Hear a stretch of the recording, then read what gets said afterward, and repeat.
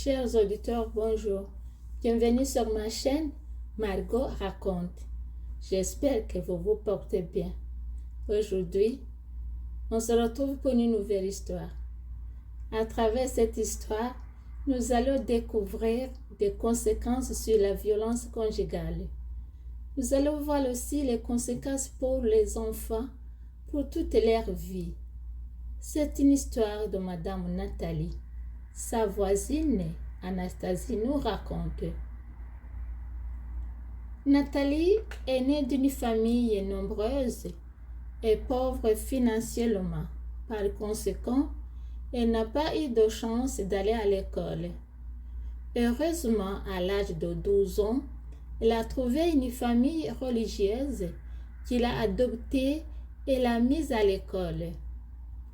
À l'âge de 15 ans, elle a noué une amitié avec un homme fonctionnaire grâce à sa beauté extraordinaire. Elle a quitté la famille adoptive pour aller vivre avec son bel homme. Sans plus tarder, un mois après, ses amis viennent la rendre visite. Son mari était parti pour travailler. C'est son visage. Elle présente des blessures, des taches noires et ses joues sont enflées. Ses amis lui demandent ce qui lui est arrivé. Voici son témoignage. Cette nuit, je suis tombée. Je me suis cognée sur la porte. C'est pour ça que mon œil est noir. Je suis vraiment maladroite. Même quand je marche, je ne fais rien de bon. Vous ne pouvez pas rester. Vous devez partir. Car mon conjoint doit venir bientôt. Je suis pressée. Les amis sont déjà partis. Quelques jours plus tard, elle a commencé à aimer et faire des fêtes et à consommer des drogues. Un jour, sa mère est venue la voir car elle a eu l'information que son mari la maltraite physiquement et moralement. Mais sa fille lui a tout caché. Elle est restée réservée. Elle dit, je reste toujours à la maison pour m'occuper de mes enfants. Mon mari travaille et a un bon salaire. Il est généreux et il m'offre des bouquets de fleurs, m'achète des chocolats, des jolis vêtements et prend soin de moi. Du côté de la sociabilité, sa mère lui demande pourquoi il n'a pas d'amis.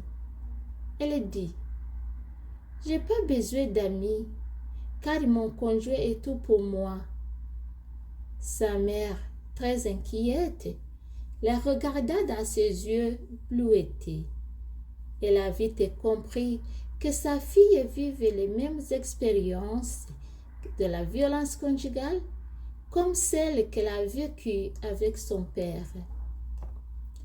Malgré son jeune âge, elle vient de donner naissance à 2 bébés jumeaux, un garçon et une fille. Donc la fillette présente une malformation congénitale. À 33 semaines de grossesse, ces enfants sont placés sous moniteur afin de surveiller la progression de leur sévrage de drogue. Ces derniers mois ont été difficiles pour Nathalie. Ses parents biologiques le rejetaient en apprenant sa grossesse.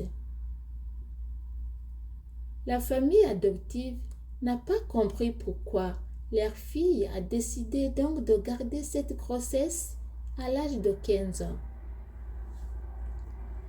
Elle avait déjà arrêté ses études et a aménagé avec le père des enfants.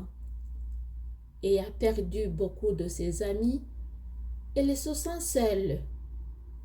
Elle a eu une enfance difficile avec un père violent. La vie de Madame Nathalie avec le père des enfants est maintenant chaotique.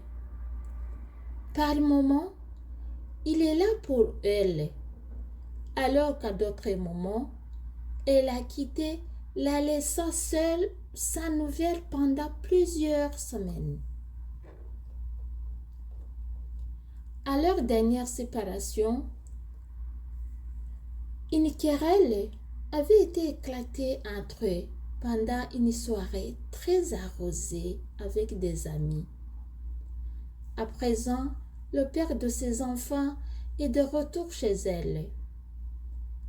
Elle n'a pas de budget pour elle ni pour les enfants, mais ils habitent tous dans son petit logement de 2 chambres plus un salon. Leur relation connaît toujours des hauts et des bas.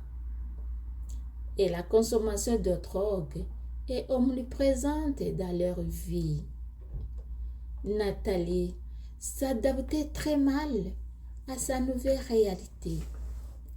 Elle voit les jeunes de son âge sortir quand ils veulent et n'arrive pas à supporter la solitude. Elle voudrait revenir à sa vie d'avant. Quand elle pense à sa fille, la jumelle, elle n'arrive pas à l'aimer. Elle la trouve bizarre. Son visage n'est pas comme celui des autres. Elle est gênée de se promener avec elle. Un jour, elle les a laissés seuls à la maison pour aller répondre à une invitation dans un bar. Et d'ailleurs, 2 enfants en même temps, c'est trop pour elle. Au cours de la soirée, le petit garçon qui s'appelle Simon s'est mis à pleurer sans arrêt. Elle l'a pris et l'a secoué violemment pour le faire arrêter de pleurer. Madame Nathalie était très en colère. Elle est là ensuite de retour posée dans le lit et elle est sortie de la pièce très découragée. Ce soir de retour du bar, Madame Nathalie avec son amant, ils se sont disputés d'argent. Sous l'effet d'alcool, ils ont piétiné le petit garçon et personne ne s'est rendu compte. C'est le matin que la mère Nathalie a remarqué que son bébé est mort. Le pauvre garçon a été asphyxié. Il a rendu son âme. Il n'est plus en vie. Il ne bouge pas. Nathalie commence à pleurnicher. La police est présente. Et les ont embarqués, l'amenant à la justice pour y rendre des comptes. Jean de La Fontaine nous dit que la violence est une forme de faiblesse et d'autres disent que la gentillesse improvise, mais l'agressivité ou la violence se prépare. La violence conjugale engendre plusieurs formes de violence pour les membres de famille. Et surtout, notez bien que les enfants vivent les séquelles pour toute leur vie. La vérité, c'est que vous savez ce qu'il faut faire.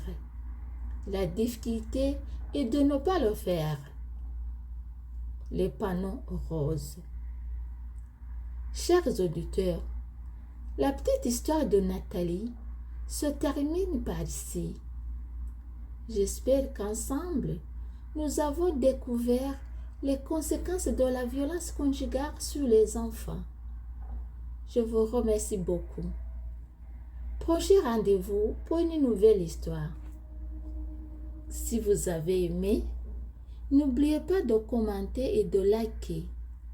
Et surtout, n'oubliez pas de vous abonner nombreux pour ne rien manquer. Merci et passez une bonne journée.